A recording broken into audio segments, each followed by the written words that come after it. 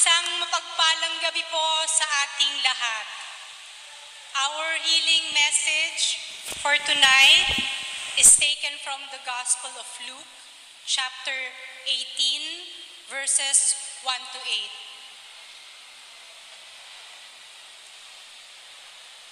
8. Then Jesus told his disciples a parable to show them that they should always pray and not give up.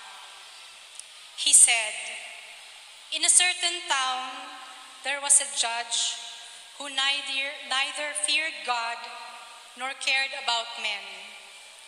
And there was a widow in that town who kept coming to him with the plea, 'Grant me justice against my adversary.' For some time he refused, but finally he said to himself, 'Even